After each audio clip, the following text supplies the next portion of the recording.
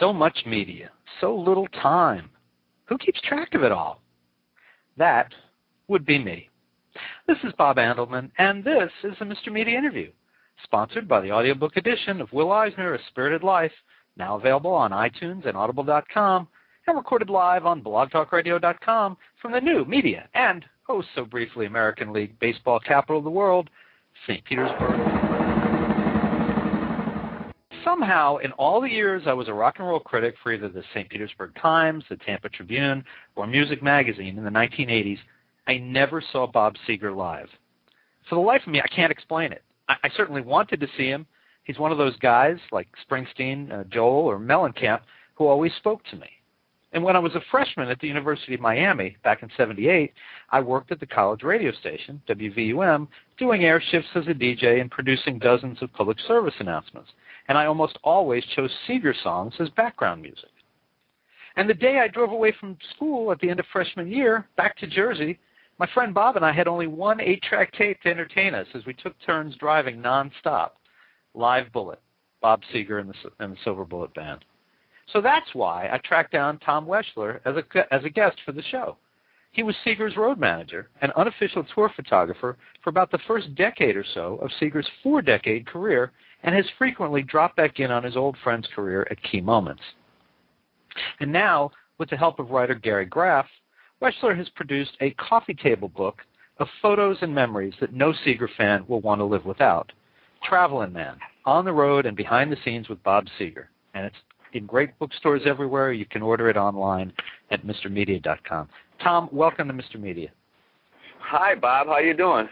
I'm good. How about yourself? Excellent, excellent. I didn't know that you guys were the American League capital. That's great. we were until about 2 weeks ago when our year ended. You know, the Tampa Bay Rays. We had a good year. You know, we had a. Well, it's going to start up again. Pretty soon, everybody will be down there for the baseball, winter baseball. Well, we can't wait to start a new season and get another crack at them damn Yankees. Yep, same here. Exactly. So listen, I mean, it's hard to believe that you sat on such a treasure trove of photos for so long. Well, I was telling somebody the other day, it was like 40 years in the making for a scrapbook for Bob, and then Gary and I decided to put it out as a book because there's no books on Bob, none, anywhere, except sheet music books. Yeah, what's the deal with that? Is that because he's not an East or West Coast guy? No, I think it's more because he's pretty clean living, and he doesn't have any drug problems. He doesn't get arrested every 20 minutes. And all of that kind of stuff. You know, if it was Mackenzie Phillips, you know, the publishing world, they love that kind of stuff, but not, you know, not for Bob. Did he ever have the opportunity to sleep with Mackenzie? Because that would have livened up the story. You know what? I don't think so. He might have taken a crack at Grace Slick, though. Oh, okay. Well, I mean, that was one of the things I noticed about the book was it's not a salacious tell-all, and I wondered, I mean, it's more like a travelogue and a scrapbook. Pretty much it's my story as told by me to a very good rock writer, Gary Graff, who took my stories and turned them into palatable sentences. And then the photographs. They tell the whole story. A lot of photographs. Here's 170 of them. Well, here's one. Since I mentioned 1978 in my introduction, I'm looking at pictures of Seger with Springsteen and at the Pine Knob Music Theater, Independence Township. I'm assuming that's in Michigan. Yeah, that's about 30 miles north of Detroit. It's an outdoor venue, and Seger was there for 4 nights, had it sold out, and Bruce came into town. He wanted to meet Bob, so I got a call from the CBS promotion guy, Ken Calvert. He's a radio personality in Detroit now. He was working for CBS, and he said that, hey, Bruce wants to meet Bob. Can you set that up? So I made a couple of phone calls and set it up. He brought him out. I said to John Rapp, Bob Seger's bodyguard at the time, and a guy that I had hired back in 1971, I said, listen, do me a favor. Keep all the other photographers out of here for about 10 minutes, will you? And he did just that, so I got my shots. It's very cool. And, there's a picture, and this is on page 118. It's Seger on the left and Springsteen on the right. And you just have to know a little bit, even a little bit about these two guys. 1978, they are so at the top of their game. They're both going to go on to a lot more things. They're going to sell a lot more records. But they were young. They were happy. A lot of stuff hadn't happened yet. And, you just look at those two guys, and it's just an amazing portrait of two guys that, the whole world was ahead of them still. Geez, I never looked at it that way. They were. That's really nice. Thanks. I'm going to remember that. What was really happening there at first was they were real shy. They were like looking at each other and shuffling their feet. And Kenny says, "Hey, Bruce, this is Bob. Bob, this is Bruce." And then I chimed in, "Hey, fellas, can you get together so I can do a picture?" And they did. And then we got a couple more shots with some other guys in the room and that. And then we opened it up for the party. So, yeah, they were very kind of, OG kind of, that kind of thing. And it's funny, because, we're all used to hearing their music back to back. And, you figure everybody knows everybody. But obviously there was a time when they didn't. And you got that moment. Thank you. Yeah, like I said, I never really looked at it that way until now. Thanks, Bob. Now, where is the picture of Bob and Grace Slick? Oh no, we don't have that. That was in Chicago. We went down to Chicago to see some shows back in the late '60s, and we were playing Milwaukee. And we had a night off, so we went down to Chicago, and me and two of the other roadies decided to go see Led Zeppelin and Savoy Brown and it was MC5, Jethro Tull, all on the show for $3. And Bob says, no, I don't want to go with you guys. I'm going over to the Aragon Ballroom. There's Grace Slick is playing there tonight. I said, what do you mean Grace Slick? You mean Jefferson Airplane? He said, yeah, who cares about that? It's Grace Slick I'm going to see. So that's what happened there. Well, I want to ask you about another. There's a woman who's not in show business. She was in radio, who recurs in a couple of pictures, and something about her intrigued me. You tell a little bit of a story. Her name is Rosalie Trombley. She's with with CKLW in Windsor, Ontario. My sense is that this is a woman who she was in programming and was not. She started off. She was very skeptical of Bob, and you guys kind of had to win her over. She was not only skeptical, she was afraid to play any local music. She was the music director at CKLW in Windsor, and that's a huge station, 50,000 watt clear channel all the way down to Memphis. You can hear that station. Anyway, Rosie's like, I don't know about this guy. He's had a half a hit record with Ramblin' Gamblin' Man, and that was about all they played there. So Seger wrote a song called Rosalie, put it on the Back in '72 album. She got the biggest kick out of that, and then we started visiting her, and pretty soon she put a record on, another record he started selling, and it worked out great. They became friends, and that worked out very, very well for airplay. But didn't Bob realize that the pressure was then on him that he had to write a song about every skeptical programmer? Well, she was well known enough in the business that nobody expected anything like that. Excuse me. So you've been taking these photos forever. Literally, you really had not forever, 40 years. Well, okay. Well, listen, what am I now? 49. So to me, that's like forever. Wow, great. Yeah, I guess so. It's all a matter of perspective, don't you think? Yes, you're right. It is. But you really were just going to turn these, or had been turning these photos over to Bob over the years, and you weren't going to do anything with them. And no, I didn't turn them over to Bob. I kept them myself. The only ones he'd seen were ones that we needed for promotion and publicity photographs and stuff that we did on the album covers. But he's never seen any of these until now. Except for the Bruce and Bob and Tom Petty. I think I gave him the picture of Tom Petty and himself, but he hasn't seen any of the other ones. And kind of a funny story. The other night we had an opening for our book, like a big party, the release party, and the whole bunch of people were there buying books, and Gary and I were signing autographs, and these two ladies were standing in the line, and they didn't look. They looked out of place. They were dressed in sweats and everything. Looked like they just got done working.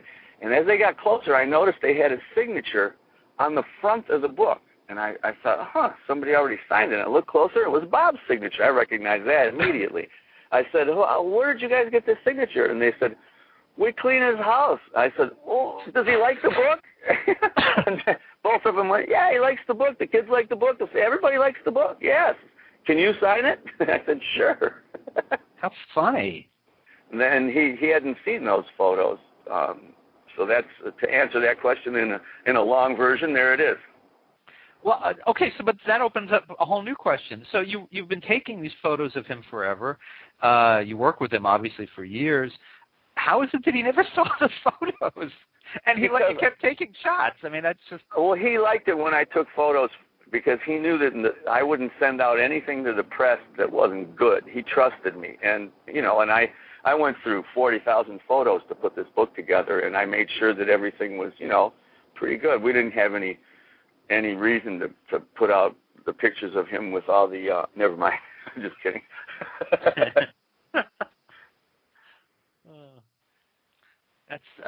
So you've created this great keepsake for Bob. I just assumed he had all the pictures, and obviously his fans. What kind of response have you been getting from people, Seger fans who are seeing the book?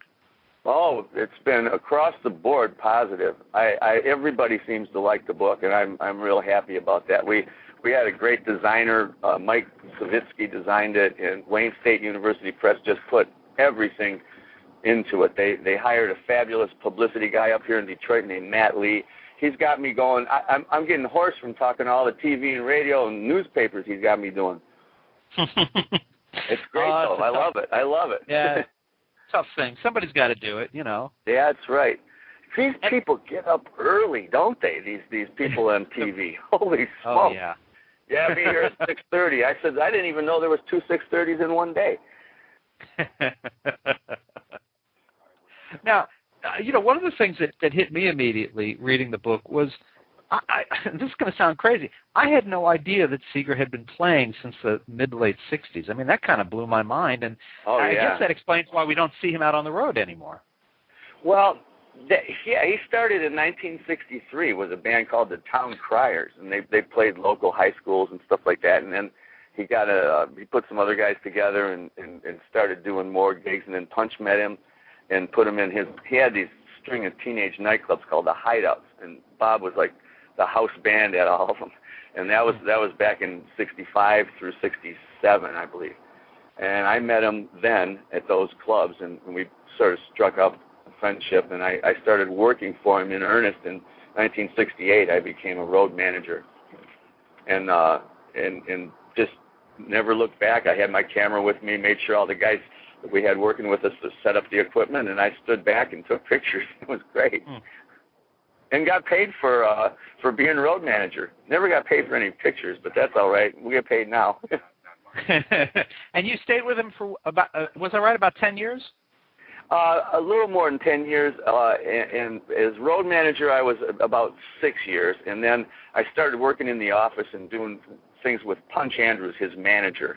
He had the publishing company and the record company. We had Palladium Records, and I did a lot of that kind of work and started doing album covers, and one thing led to another, and we're still friends. I mean, we talk nowadays, so it's all of us. I just left Punch's office I told him I was calling you, and he said, "Where's this guy?" I said, "He's in Florida." He says, "Oh, that's great. Maybe we can go down and visit him." Sure, come on down. You bet. Well, and one of the things that you're known for is that a lot of your photos were used on album covers, front and back. Tell folks about some of the covers that you shot. Well, we had I started shooting album cover photos for the first album I did was Mongrel. The inside and the back, we put an etching on the front page. Bob had this picture of a little girl and her dog, and he kind of liked it, so we put that on the cover. But it was a fold out, so we did a double chuck with all kinds of photos on the inside. Then the next album was his Brand New Morning album. There was a photo of him rowing a boat. He called me and he said, "Listen, on my solo album, I want me rowing a boat." And I said, okay. So I went out to his house, and we went into the lake. There was a little lake by his house. We went out in the boat and took some photos. The next album was Smokin' Old Peas. I shot the back cover of that. The front cover, I just sort of copied a Lucky Pack. I designed that album cover as well.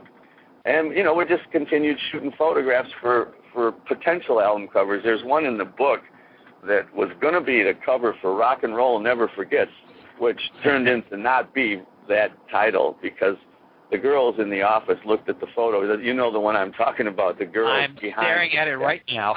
There you go. Well, they said, you know, if you guys put that out, you'll be chauvinist pigs. And we're like, oh, man, come on. And, you know, but that was 1975 when, you know, girl power was coming up. So. And that is, you know, listen, folks, even if you don't buy the book, check out, guys especially, check out page 142, because it just reminds you that a curvy, sexy girl in tight cut-off jeans is timeless. It's timeless. And the Rock and Roll Never Forgets part is the ribbon around her finger. Like, you know, I love that story. You tie a string around your finger so you don't forget, right? Because, right, and I mean, here's, I'll just read this to everybody. It says, I had a great idea for a cover, explaining to Punch, and that's Punch Andrews, right? Yeah, Punch Andrews.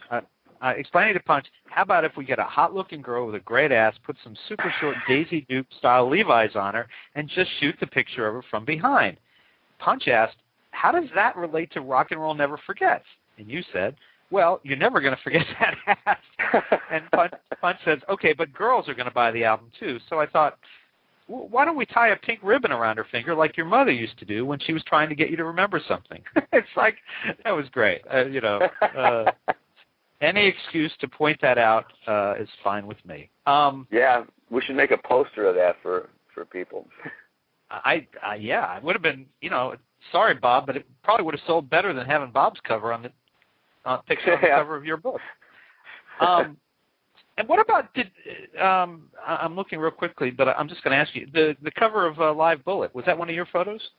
No, that photo was, Robbie Markowitz did that photo. He's a photographer here in Detroit and a friend of mine.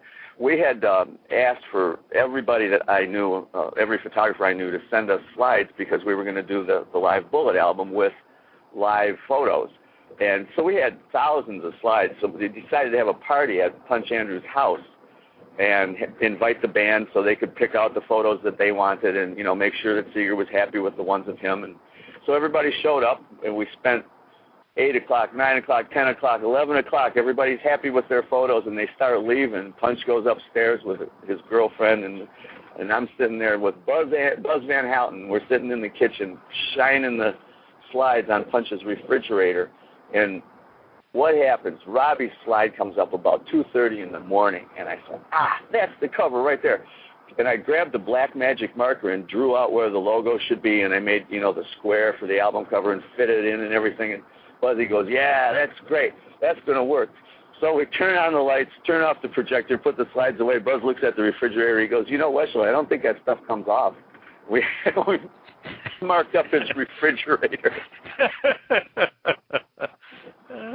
That's great. Got in trouble for that the next day. Yeah, that wouldn't surprise me. I got to ask you, I think a lot of people wonder this. Do you know? I mean, what is Bob doing today? Well, he's getting ready to put out another album. They're in the studio mixing it right now. It's should be out soon, and it's going to be kind of a surprise. It'll be nice. It's got a really good cover. I can guarantee that. I shot it. Oh, did you? Yeah. So do you still maintain some contact with Bob after all this time? Oh yeah, I sure do. Well, and the reason I helped him sell a couple of cars a while back. He didn't want people coming to his house to look at used cars, so he called me, and I took over for him.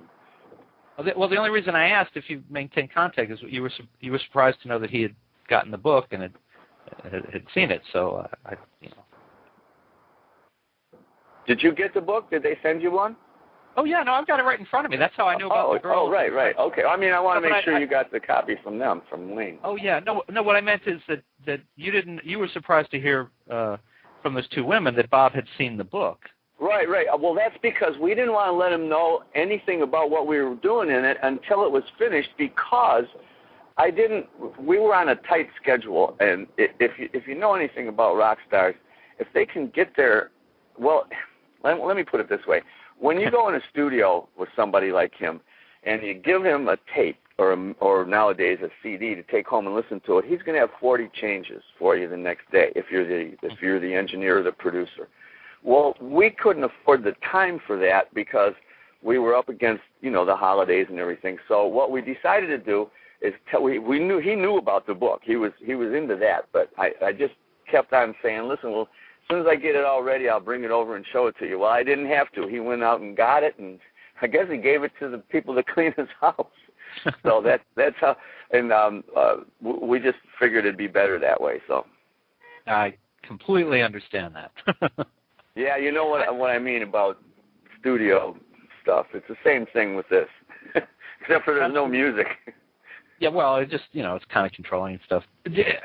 The other thing I was thinking about, I told this story about, when I was in college and playing Bob's songs on the radio and also using them in the background on public service announcements. The thing that surprises me is that I always thought, and maybe I was just too young then, but I always thought that it would be Billy Joel who would be the guy who would weather the years better than guys like Seger and Springsteen and Mellencamp and Petty.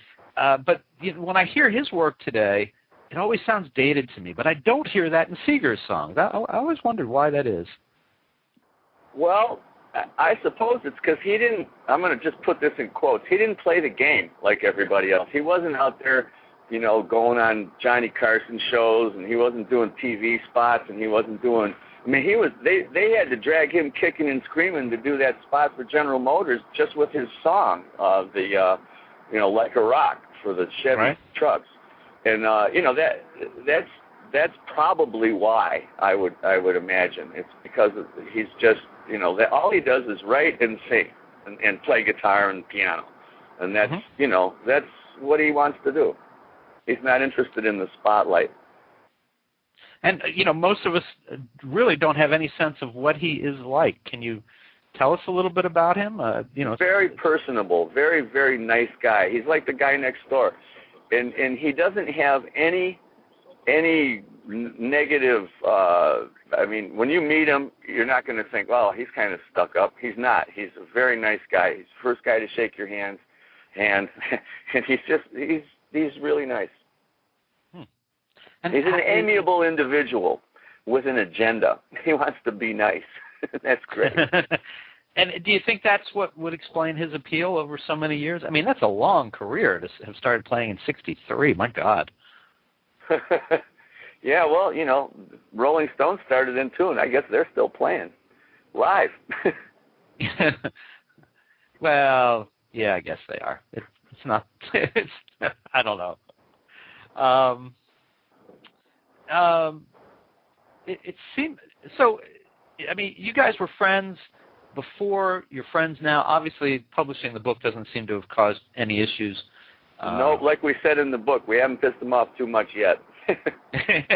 And from what you say, and maybe this is it. There just haven't been those kind of salacious stories about Bob Seger over the years. That's right. That's absolutely right, because there aren't any. No, that may explain why there haven't been any books written about him before. That's probably the reason, and I'm sure that's why this book has all these photos and there's not much negative stuff in there. It just isn't anything. But the photos are what counts, and that's, this is what started out as a photography book, and then we decided to put a bunch of stories in with it. How did his act change over the years? I'm curious because you started seeing him so early, and then you've continued to see him. He started out as a 3-piece, then a 4-piece. Then he went to solo for a while. Then he got Skip and Dave from Tulsa. They were Teagarden and Van Winkle, and there was an organ and a drum duet, and the three of them played for a while. Then he got solo again. Then he got a band called the Borneo Band, which was a ready-made band called Julia. They had a 6-piece. They went out for a while, and then he got tired of that and got back to doing his roots. The Silver Bullet Band started, and that was a 4-piece, then a 5-piece, and then a 6-piece. And now it's, 20 people. He's got singers and horn players and all kind of stuff. But that's the evolution of the different incarnations of his bands. But I mean, did his approach change over that period of time? Was he changing because he was trying to find the right thing? Did he, could you see that the wheels were turning? Absolutely, he was searching. That's what he was doing, looking for the right combination. And when the Silver Bullet came along in '74, the beginnings of that band really put it together for him, and he was very happy with it, and he stuck with it. I mean, the core members are still there. Hmm. And Tom, can you tell me any story that you left out of the book? Let me see. Stories that I left out. Yeah, there's a couple of good ones. Yeah? We were talking about one the other day. We were saying, Gary says, geez, we should have put that in the book. It's, geez, let me see if I can remember. I'm not on the air, am I? Right now? I'm trying to think. We're on the air. Oh, geez, okay. But it's okay. Take your time. I'm trying to come up with one that was, let's see. Okay, so we had this farm where we used to practice out in Rochester, Michigan. One of my roadies, Gary, and myself and Punch all chipped in $100 and got a 120-acre farm back in 1970, and that was where we were going to practice. Well, as soon as Bob started realizing some money, the first thing he did is go out and buy this motorcycle, and he would commute back and forth from Ann Arbor, Michigan, which was like 40 miles from this farm, every day. I think this part's in the book, the part about telling him that he shouldn't be doing that with this. But what really happened is stuff started falling off of this fancy motorcycle. Like, things would be laying there in the driveway, and I'd be, oh, is this from your motorcycle? And well, pretty soon he realized that thing was just a little too fancy to be, to be taken back and forth, and it cost him a pretty penny too. So he decided to buy a car. So he bought one of those little TR7s, those Triumphs that look like a wedge, and that was kind of a funny thing to do. Switch from a motorcycle that he got at a motorcycle show to a little sports car. But that Seger, he does his own thing all the time. Well, and I remember about the farm that you wrote that you found out. I guess you found out later that Madonna lived about two blocks from this farm. She lived. It was behind our farm was the subdivision, and it was like maybe 400 yards away, and she lived the second block away from that. Nobody knew who she was back then, right. And she said to. She says, or in an article I read, that she had come to the farm. Well, I don't think we would have let a 12-year-old come in there. That's just not something we would have done. A very mature 12-year-old, no doubt. Well, yeah, but nonetheless. Well, so we're going to run out of time, but so what's next? You're going to be promoting the book, obviously, for a while. Are there more photos to come out? Or I got thousands more photos, and someday we're probably somebody's going to do a bio on Bob. And when they do, I got plenty of stuff for them, so whoever they are. I have to throw my hat in the ring for that. That's an interesting There you go. job. I do that. Well, listen, folks, you can find Tom Weschler and Gary Graff's new book, Travelin Man, On the Road and Behind the Scenes with Bob Seger, in great bookstores everywhere, or you can order it online at mrmedia.com, mrmedia.com. And you can also learn more about Tom and the book at www.backstagegallery.com. That's solid, backstagegallery.com. Tom, fascinating book, great pictures. Thanks so much for joining us on the show today. Well, thank you. That was lots of fun. Let's do that again someday. I'll come down to Florida, man. I'll visit. That would be great. Keep the number. All right. Thank you, Bob. All right, Tom. Good luck. Okay. I'll see you later. Thanks. Bye-bye. All right. Bye-bye. And folks, for more classic rock interviews, you can surf over to our main website, www.mrmedia.com. That's where you can listen to my conversations with Gene Simmons of KISS, the late John Denver, journalist Legs O'Neill on the Ramones, and many more. Please think about writing an online review of Mr. Media, casting a vote for Mr. Media, or marking Mr. Media as one of your favorites, whether you listen on Blog Talk Radio, TrueSlant, blogcritics.org, Pointer Online, Digital Journal, Vox, Mediafly, Podfeed.net, Blueberry, Zencast, Zimbio, Current, or Odeo. Subscribe to Mr. Media on iTunes and you'll never miss a show. Just search Mr. Media Interviews from within iTunes and subscribe for free. Or subscribe to Mr. Media's blog on the Amazon Kindle Reader. You can also listen with a piece of string and a tin can in many locations. If you've got an idea for a guest, email me directly at bob@andelman.com. That's ANDELMAN. You can also follow me on Facebook or on Twitter, www.twitter.com/Andelman or www.facebook.com/Andelman. Thanks so much for joining us today. Always appreciate when you give up a piece of your day and spend it with us. Thanks for listening, everybody.